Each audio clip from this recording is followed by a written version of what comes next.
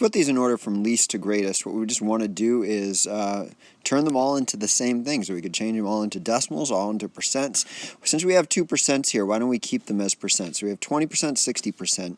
5/6 is the same as 5 divided by 6, which gives you 0.83 repeating.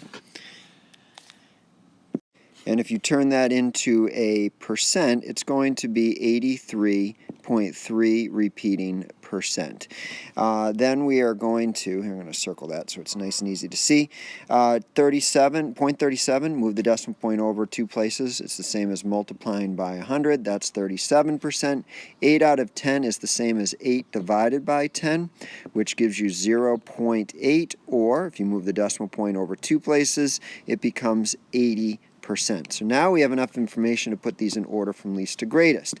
The smallest one is 20%, so that should have a number 1 next to it. The next smallest one is 37%. That should have a number 2 next to it.